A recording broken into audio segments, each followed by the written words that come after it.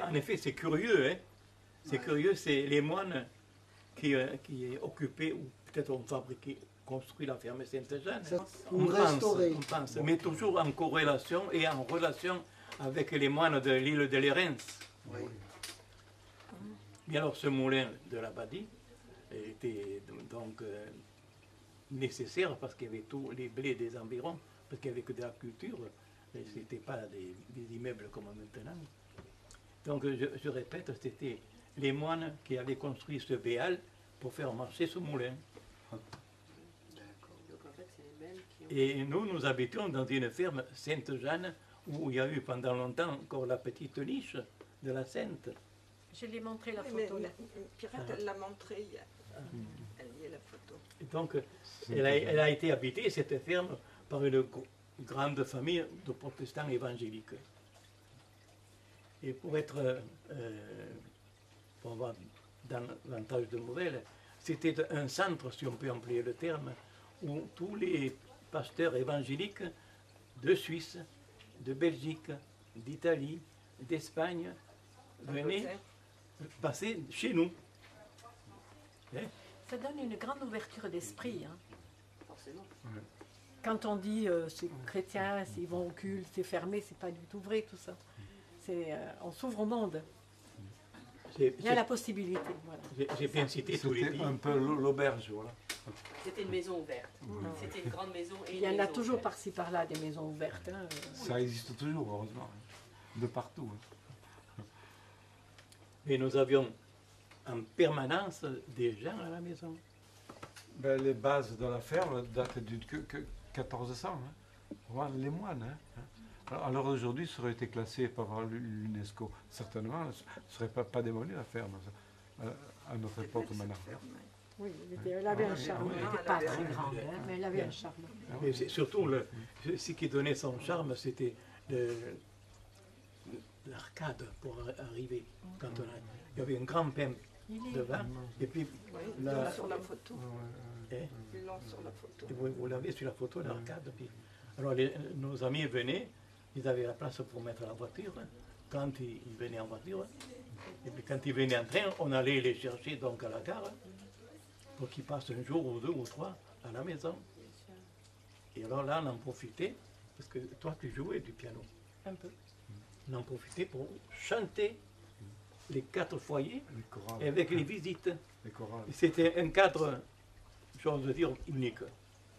Il y avait Madame Simondi, une personne d'un certain âge en face. Donc c'était vallonneux comme ça. Elle habitait de l'autre côté. Et elle me dit une fois, mais vous chantez plus? Parce que l'été, c'était ouvert. Et elle sortait le soir pour écouter chanter. Tous les légumes, des salades, artichauts, fenouil, poireaux, et on allait les vendre au marché Fortville à Cannes. Non, le marché de Gros. Oui. Pour les cultivateurs, les maraîchers, c'était Cannes ou alors Nice. Les autres marchés, c'est du détail. Et puis aller les vendre au marché la nuit. Et aller vendre au marché. Partir à 11h du soir et rentrer à 6, 7 h, 8 h le matin, parce que le marché à Fortville se faisait la nuit. C'était un joli marché. C'était très, très, très, très vivant. C'était beau. Les touristes s'arrêtaient. Oui, il allait pêcher, il avait 10 ans, il allait pêcher dans la frayère. Il passait des heures. Des grosses. Qu'est-ce qu'il y avait? Il y avait des truites? Non, il y avait des chevennes. Des gardons, des chevennes. C'est ça. Oui, c'était pas le luxe. Des petits poissons pour lui. À vous de participer. Ben, nous, quelle patience vous avez. Pardon. Pirate et moi, les meilleurs souvenirs, ce sont nos enfants qu'ils ont eu de la ferme. Ah oui. Ils ont passé leur enfance, leur jeunesse pratiquement à la ferme, voyez-vous. C'était immense, il y avait la rivière, les arbres fruitiers, les prairies, les arbres pour grimper, faire des cabanes. Ils ont sur 37 000 m². C'est énorme pour eux. C'est encore énorme maintenant. C'est génial d'avoir un terrain de jeu pareil. Le vis-à-vis, c'était la campagne.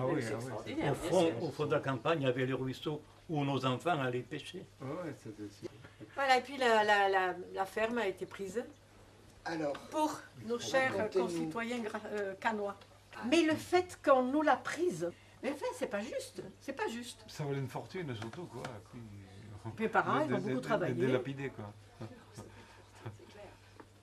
Et on aurait préféré, parce que c'était pas pour y habiter éternellement, les 4 foyers, on n'était pas préparés pour être toujours là. Mais en attendant, on aurait voulu vendre la propriété. On n'avait rien entendu dire qu'il y aurait eu le danger d'expropriation.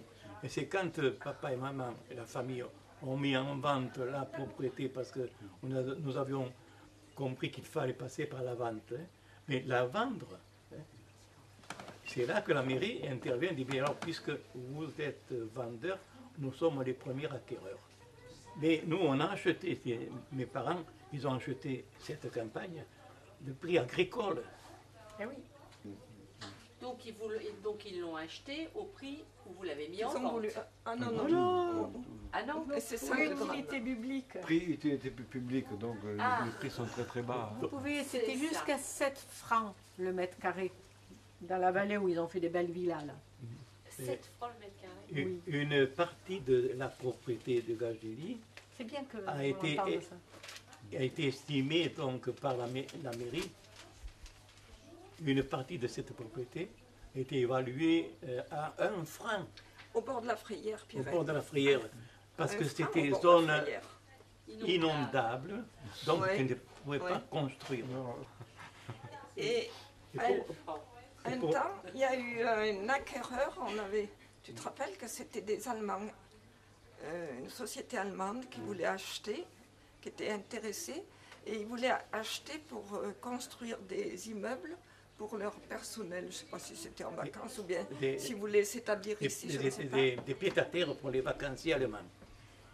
Et là, ça aurait été intéressant parce qu'il laissait tout un étage pour la famille. Vous voyez, il y avait tout un étage où on pouvait s'établir mais rester à l'une.